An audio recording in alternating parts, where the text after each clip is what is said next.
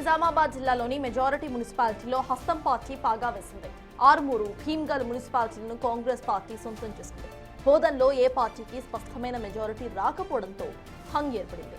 హాన్సువాడ, బిచ్చుంద, ఎల్లారెడ్డి మున్సిపాలిటీలో కాంగ్రెస్ పార్టీ జెండా ఎగిరింది.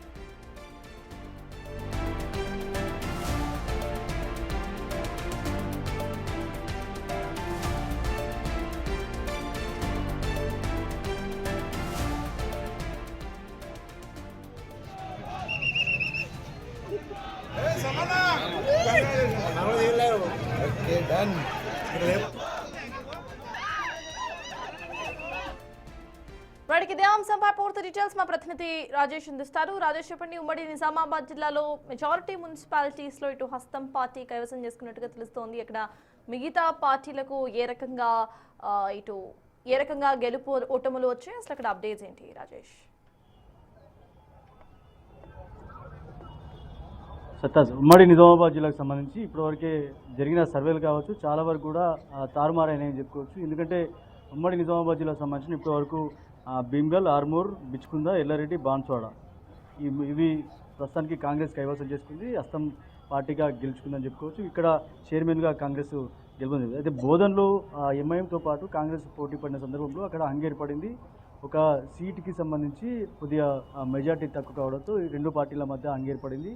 చివరిగా కాంగ్రెస్ ఎవరు సపోర్ట్ తీసుకొని చైర్మన్ అవుతుందో అనేది చూడాలి. ఇటు ఎంఐఎం కూడా చైర్మన్ పదవిని ఆశిస్తున్న నేపథ్యంలో రెండు పార్టీల మధ్య హంగ్ ఏర్పడింది. అయితే కామారెడ్డి జిల్లాకు సంబంధించి కూడా కామారెడ్డిలో ఎప్పుడు లేనిది బీజేపీ కూడా ఈసారి పెద్ద ఎత్తున స్థానాలు సంపాదించుకోవడం, బీజేపీలో పెద్ద ఎత్తున సీట్లు వచ్చిన సందర్భంలో ఇప్పటికే ఏదైతే బీజేపీకి ఇప్పటి వరకు సంబంధించిన 16, అలాగే కాంగ్రెస్కి 19, బీఆర్ఎస్కి 11, ఇండిపెండెంట్ ఒక సీటు రావడం జరిగింది. అయితే ఇక్కడ కూడా హంగ్ ఏర్పడింది. ఎవరు చైర్మన్ పదవిని ఆశిస్తారు, ఎవరు చైర్మన్ స్వాధీనం చేసుకుంటారు అనేది ఇంకా తెలియదు. దీనికి సంబంధించి రాష్ట్ర పార్టీలు కావచ్చు, బీజేపీ కావచ్చు, కాంగ్రెస్ పార్టీకి సంబంధించిన కాంగ్రెస్ పార్టీలు రాష్ట్ర నాయకులు చాలా వరకు మంతనాలు చేస్తూ ఉన్నారు. దీనికి సంబంధించి అక్కడ ఎవరు బీజేపీ కైవసం చేసుకుంటారో లేదా కాంగ్రెస్ పార్టీ కైవసం చేసుకుంటారో వేచి చూడాలి. అయితే ఇక్కడ ఇప్పటివరకు ఇట్లా ఉన్నప్పటికీ కాంగ్రెస్ పార్టీకి సంబంధించి అయితే నిజామాబాద్ ఇప్పటివరకు చర్చనీయాంశంగా జరుగుతున్న నిజామాబాద్ మున్సిపల్ కార్పొరేషన్ సంబంధించి 60 డివిజన్లకు కానీ ఇప్పటివరకే బీజేపీ 28 డివిజన్లలో ముందంజలో ఉంది. బీజేపీ పార్టీ ఇప్పటివరకే సుమారు 10-11 స్థానాలు గెలుపొందింది. ఇప్పటివరకు దాంట్లో ఇంకా చాలా వరకు కూడా 28 స్థానాల్లో బీజేపీ ముందంజలో అని చెప్పుకోవచ్చు. అయితే కాంగ్రెస్ 19 డివిజన్లలో ముందుంది. ఇప్పటివరకే 4 డివిజన్లలో 19లో 4 డివిజన్లలో విజయం సాధించినట్టుగా అధికారులు వెల్లడించారు. అయితే 19 స్థానంలో ముందంజలో అని చెప్పుకోవచ్చు. అయితే ఎంఐఎం పార్టీ 12 డివిజన్లలో ముందంజలో ఉంది. ఇక బీఆర్ఎస్కి సంబంధించిన పార్టీ ఒక డివిజన్లో గెలుపొందడం జరిగింది. ప్రస్తుతానికైతే బీజేపీ మొదటి నుంచి కూడా చెప్పుకుంటూ వస్తుంది, మేయర్ పదవిని మేము ఈసారి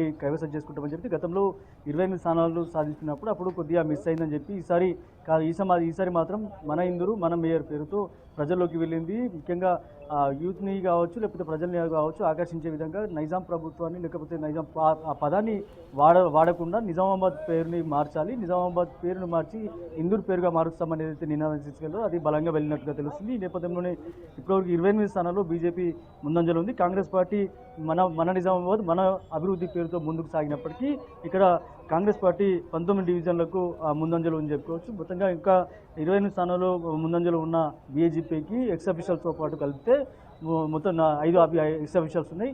ఒకవేళ మేయర్ పదవిని ఒకవేళ కైవసం చేసుకుంటే కనుక ఒకవేళ నిజామాబాదు మేయర్ కార్పొరేషన్ సంబంధించిన ఇప్పటి నుంచో అనుకుంటున్న ప్రచారం ఏదైతే జరిగిందో సర్వేలో కూడా అదే చాలా వరకు కూడా తెలిసింది. నిజామాబాద్ మేయర్ ఇందూరు నిజామాబాద్ మేయర్ బీజేపీకి వచ్చే అవకాశం ఉన్నట్టుగా ఒక పక్క ప్రచారం జరుగుతుంది. ఎందుకంటే 28 స్థానాల్లో ముందంజలు ఉంది కాబట్టి ఇంకొక 5 ఎక్స్ అఫీషియల్స్ ఉంటాయి.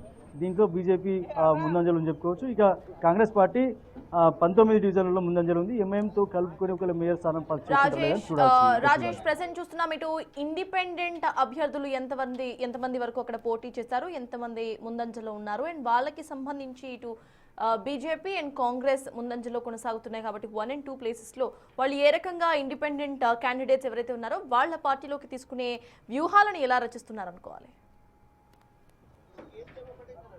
మీరు అన్నట్లు ఇండిపెండెంట్కి సంబంధించి నిజామాబాద్ కార్పొరేషన్స్ ఇప్పటికే 7 కార్పొరేషన్లు 7 కాగా మున్సిపల్ సంబంధించి ఇప్పటివరకు 6 కైవసం చేసుకోగా ఇక 7వది నిజామాబాద్ కార్పొరేషన్. ఇక కామారెడ్డికి సంబంధించి అక్కడ ముగ్గురు ఇండిపెండెంట్ ఉన్నారు, మిగతా బీఆర్ఎస్ 11 మంది ఉన్నారు.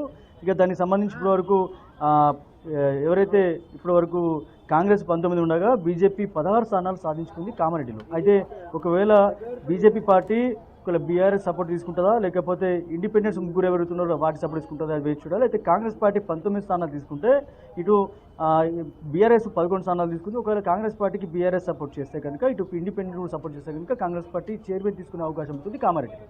కానీ కామారెడ్డి స్థానిక ఎమ్మెల్యే బీజేపీ వెంకటరమణారెడ్డి కాబట్టి తాను ప్రచారం చేసింది కావచ్చు, లేకపోతే తను టార్గెట్ పెట్టింది కావచ్చు. ఇప్పటివరకు 16 స్థానాలు సంపాదించుకున్నాడు. అయితే 16 స్థానాల్లో మిగతా బీఆర్ఎస్ ఒకవేళ మద్దతు ఇస్తే కనుక, ఇండిపెండెంట్ మద్దతు ఇస్తే కనుక బీజేపీ మేయర్ అయ్యే అక్కడ చైర్మన్ అయ్యే అవకాశం ఉంటుంది కామారెడ్డిలో. కానీ నిజామాబాద్లో మాత్రం కార్పొరేషన్లో ఎక్కడ కూడా ఇండిపెండెంట్ ఎవరు గెలవలేదు. కానీ ఒక బీఆర్ఎస్ స్థానం గెలుపొందారు. దాంతోపాటు ఏదైతే మిగతా 19 స్థానాల్లో కాంగ్రెస్ పార్టీ ముందంజలు ఉంది. ఇక బీజేపీ పార్టీ 28 స్థానాల్లో ముందంజలు ఉంది. కాబట్టి బీజేపీ పార్టీకి ఎమ్మెల్యేతో పాటు ఎంపీతో పాటు ఒక 4-5 ఎక్స్ అఫీషియల్స్ ఉన్నాయి. కాబట్టి ఒకవేళ బీజేపీ కనుక ఇంకా 28తో పాటు ఇంకొక 30 కనుక ఇంకొక 2 స్థానాలు పెరిగితే బీజేపీ మాత్రం మేయర్ పదవిని సాధించుకునే అవకాశం అయితే ఉంటుందని చెప్పుకోవచ్చు. అయితే కాంగ్రెస్ పార్టీకి 19 స్థానాలు ఉన్నాయి.